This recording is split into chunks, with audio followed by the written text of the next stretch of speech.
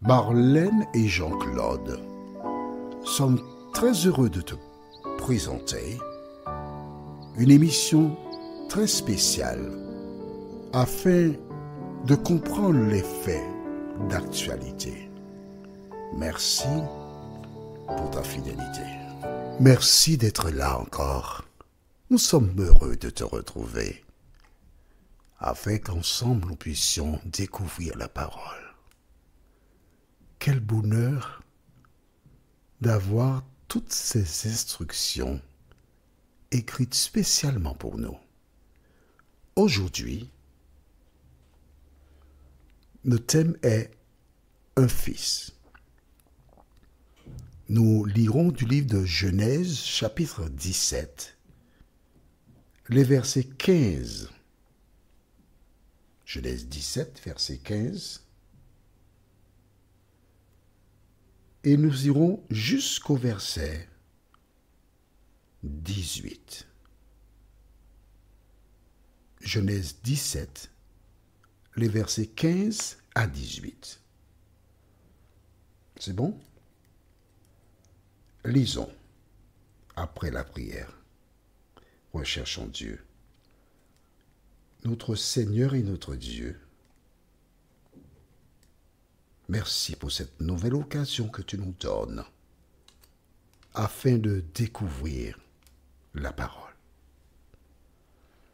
Merci Saint-Esprit pour ta présence, car nous avons la certitude que tu nous conduiras dans toute la connaissance et de la vérité. Seigneur,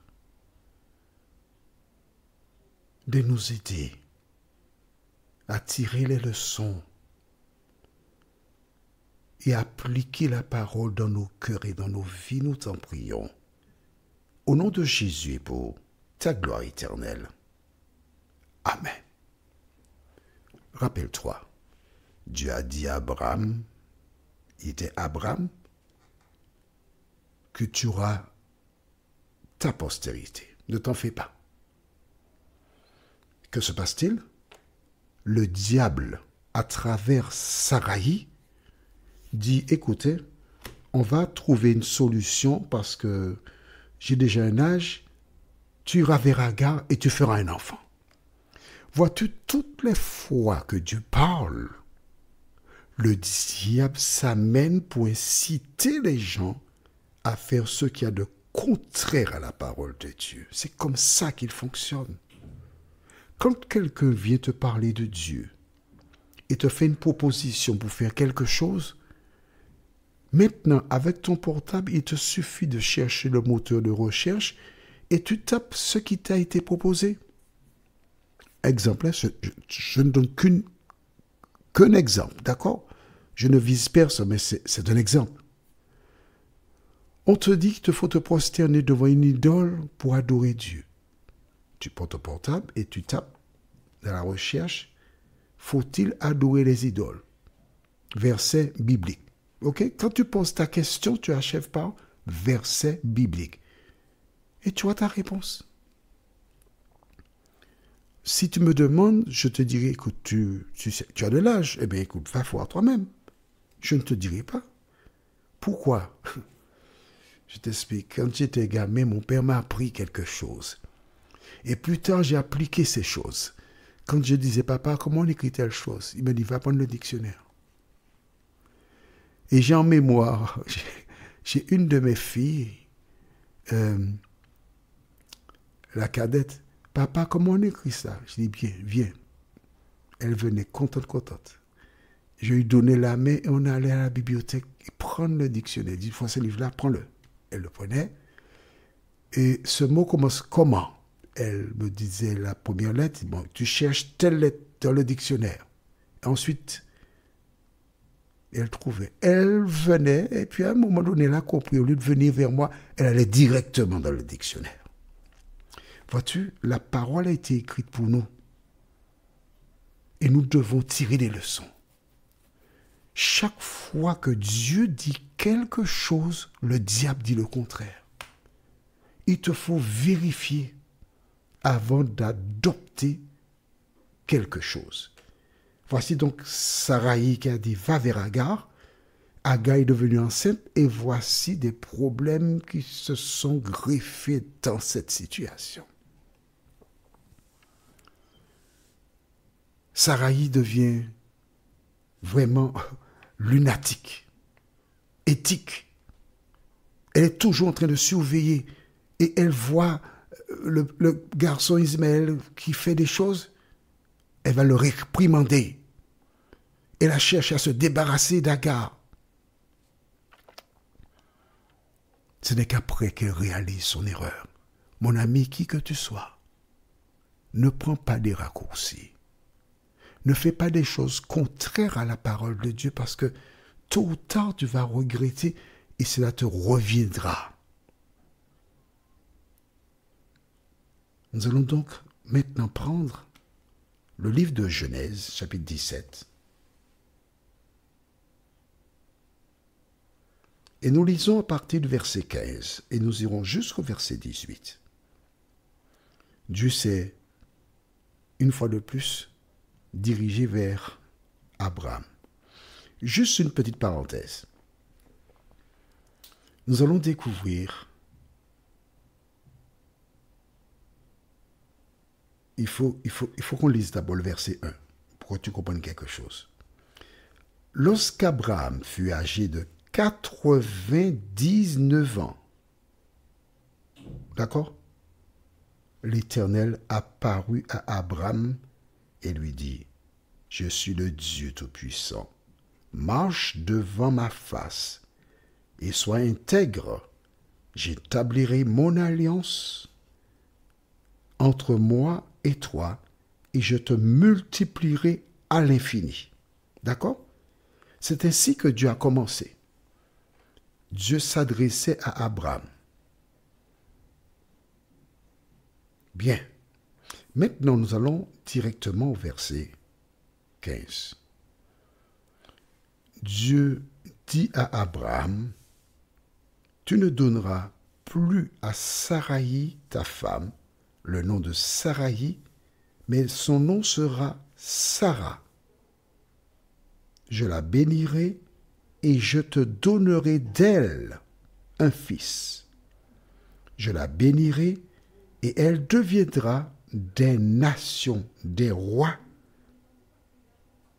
De peuples sortiront d'elle. » Abraham tomba sur sa face, il rit et dit en son cœur, « Naîtrait-il un fils à un homme de 100 ans et Sarah âgée de 90 ans enfanterait-elle » Ah,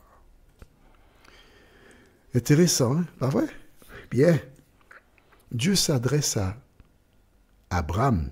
Il dit, bon, changement de nom pour Sarai, ce sera à partir de maintenant Sarah. Il y a un changement. Dû à quoi? Eh bien, elle sera enceinte et elle mettra au monde un quoi? Est-ce que tu te rappelles? Puis on vient de lire ça. Il ne faut pas me dire que tu n'es pas au courant quand même. D'elle, un fils. Voici le plan de Dieu. Le plan du diable, c'était qu'Abraham fasse un enfant avec la servante. D'aller plus vite en besogne. Mais je te dis qu'au retour de Jésus, si Dieu juge bon de montrer à Abraham les conséquences de ses choix, il va pleurer. Parce que ce sera chaud sur lui. À la lumière de ce qui est arrivé à Abraham, répondre à la sollicitation de son épouse Sarai pour faire un enfant avec Agar, que dois-tu faire? Dans la tête de Sarai, c'était l'action à faire. Hein? Il fallait avancer. Pour elle, c'est bien. Mais cela était à l'opposé du plan de l'Éternel.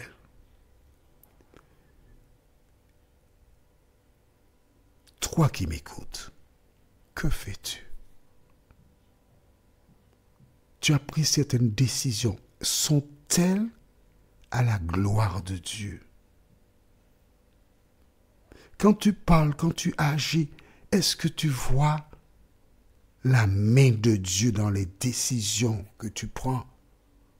Il existe des personnes qui aiment les histoires, les querelles, la zizanie. Mais un enfant de Dieu n'agit pas ainsi. Et Dieu dit maintenant à Abraham, tu auras un fils. C'est moi qui dirige ta vie.